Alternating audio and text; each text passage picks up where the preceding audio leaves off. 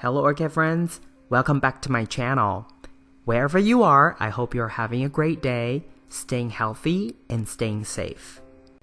Today we have another two grocery store Phalaenopsis orchid. These two are also fragrant, and by the way, I have talked about the other two of the same kind in another video recently, so if you missed that, please go and watch it if you want more background information or context why I got 4 of these orchids. So these two orchids are also really good bloomers. This time around they also produce double spikes just like last year. And what was amazing about them last year was after their main flower spikes finished blooming, I went ahead and cut those tips off, and then from the nodes of each spike they continued to put out secondary spikes to mature buds and bloom, and it was a very festive picture. So that was featured in a previous video, and I'm pretty sure that video and this video will be published around the same time, so if you missed it, please go back to my channel and you'll be able to quickly find that video and watch it for yourself if you like. So these two orchids are the batch 2. So what happened was I found 3 orchids. I bought 3 initially, and then I decided to go back and get a 4th one.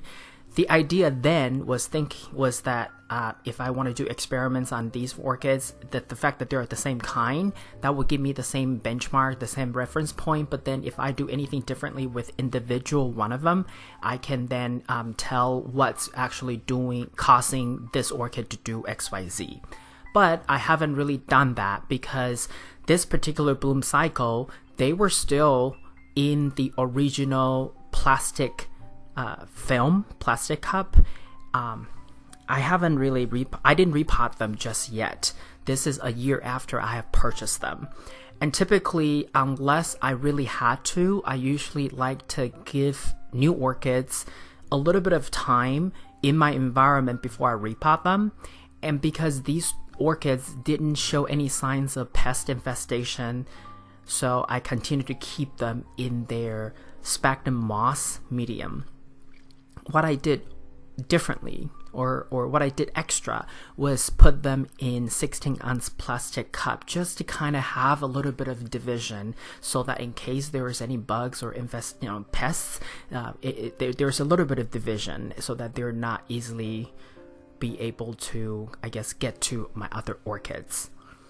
But these cups also serve as saucers, so in case I give these orchids too much water, the water would obviously flow out from the bottom of the plastic cup. And these orchids typically receive between 1/4 cup of water to 1/8 of a cup, depending on the temperature and season.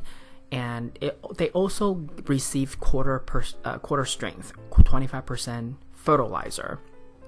I didn't really do anything special to these orchids, but they are just reliable bloomers with double spike characteristics. So I love that about these orchids. Super fragrant as well.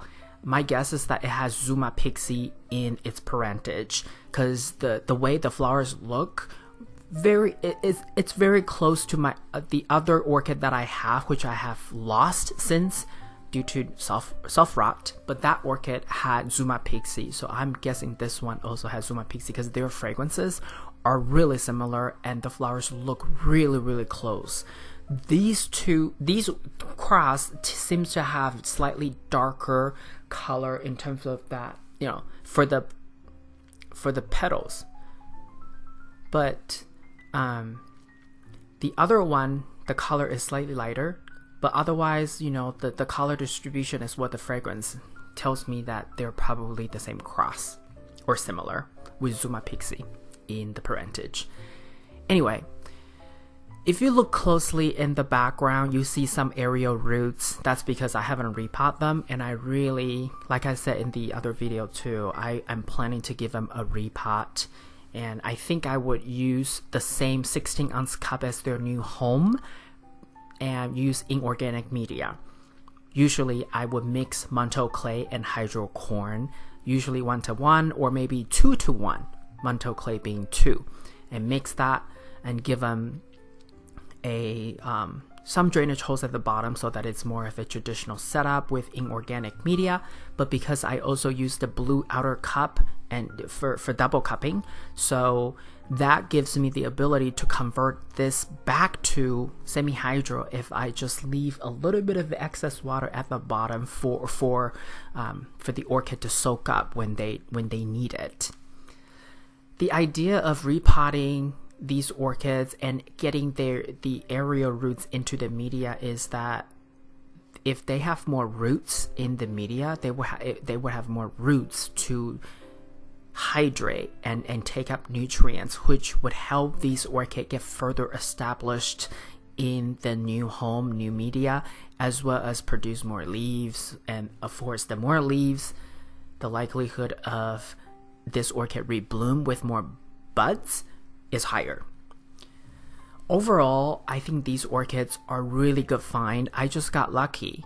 And if you have a choice, in front of you, obviously you want to pick ones that have more leaves, more root systems, or more buds or more flower spikes. Now, with these orchids, when they were maturing their buds, I made sure that the temperature, humidity, as well as me not moving them are controlled so that they don't have bud blast issues. And thankfully, they didn't give me any bud blast issues, so I was really happy about that. When they bloom, they're just, it's like a clump of flowers. They're festive and they're fragrant. When they're all in bloom together, all 4 of them, it's super fragrant. I can stay behind their growth space about 3, 4, 5 feet, and I can still smell their fragrance. That's how amazing, how strong of a fragrance they have. I hope you get to find this cross in your local grocery store sometime, because it's possible, not always, but it's possible. So I wish the same for you. Let me know if you got lucky. This is all I have for you today. If you like this video, please give it a thumbs up. And if you would like to get more orchid related videos from my channel, please subscribe and turn on the notification. I want to wish you happy growing, and I will talk to you in my next video. Ciao!